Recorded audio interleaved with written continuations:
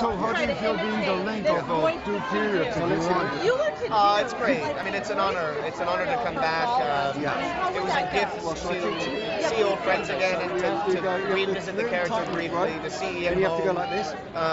It's great, and it's a lovely way that they've managed to provide a conduit into the news story by bringing us back to the world that we're familiar with. So it's lovely. Considering that you practically grew up with Lord of the Rings, what do you think this saga brought into your life as an actor? Well, it created opportunities I may not have had prior to that.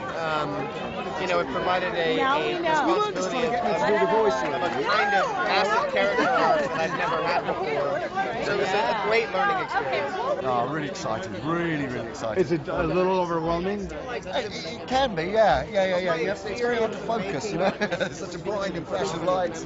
Yeah, it's crazy. To develop Gollum, how much did you talk to Peter, or it was all scripted, or how did you relate to? No, we between Peter and Philippa Boyens and Fran Walsh, the writers, we evolved the character over the course of Lord of the Rings, and then when I was revisiting it this time, we had a clearer idea. Although in the first draft it was more Gollum than Smeagol, and then we decided to put back that dual personality a little bit more. So it was very exciting. How liberating is it for you as an actor to play someone so rich and different, and the freedom that you have? Yeah. I mean, that's the wonderful thing about performance capture technology. As an actor, it allows you to play a variety of different roles which you wouldn't actually normally be cast as. You can. It's all about the imagination and being able to fulfill those roles and embody them and play them psychologically. A character like Gollum is, you're lucky if you get a character that's as well written as that, because it is beautifully written, both by Tolkien and by the writers in the film. Last question: when you see him, do you see yourself, or you're going to ask Lorraine? I do, I'm afraid. I do see you. Yeah. He's very much. He's actually like. I swear to God, when I first saw the Gollum sculpture, it looked like my father, and he really does look like my dad, who's passed now sadly. But that's who he looks like. You feel premiere night? Is it different than being at the junket sitting? Yes, it is. It's more mad and more loud. Interesting. In the same way that certain things are interesting. Yeah. So how did you accomplish the dramatic aspects of the character with the comedic aspects? Because sometimes he was very funny and innocent. Yeah. Well, I think that's. I just think that's acting. I think some of it is. Some of life is dramatic, some of life is comic, and Bilbo is a very three-dimensional character. So some of his life is light and some of it's dark. How was it for you to be 18 months within this project with all these people?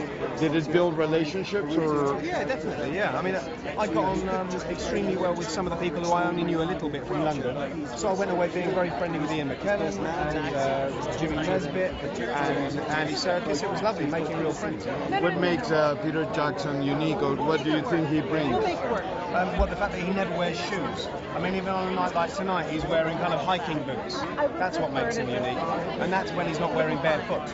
What about as a director? Is he a director? I didn't realise. I just thought he was a fashion guru. There is an expectation. Well, he's got. He can approach this scale unlike anybody else, and make this scale still feel intimate and still feel human. I think that's what he does brilliant. My name is Guy. Really nice meeting you. You look super elegant. I love this. Thank you very much. Tell me, how much was it for you coming back home to come to the world of Peter Jackson? That's what it felt like, coming back home to Middle Earth and being very well looked after, and these fantastic actors and a wonderful story to tell. A dream job, really.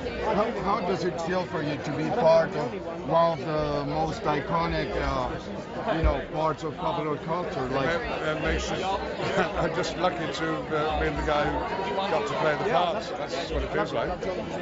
Which are the qualities that you like the most about your character? I started on this and ended up. The fact that he thinks people should get on with each other and not be aggressive, and certainly no violence. Thank you very much. Enjoy the event. Not at all. So you look very different from the character, right? Yes. I'm a little bit taller than Thorin, yeah. Not really. No, I'm kidding. Yeah, no, not really. How do you feel premiere night? Is it interesting, fun?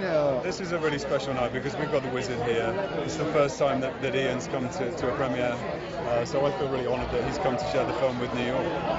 Which are the qualities that you liked about your character? He's very brave, right, or not? Or? The qualities I like the most about Foreigner, his nobility and his attempt to inspire loyalty in his group of dwarves and take them on a quest which faces huge danger, but at the same time to inspire courage in them. Yeah. It took 18 months to shoot this, so you were part of this family, if you want. What was the impact? Did you isolate yourself from your real world, or what happened? You know, when you go to New Zealand, you really are taken to the other side of the planet. You are isolated, but Peter creates such an incredible family for us to work in, and we were made to feel so welcome.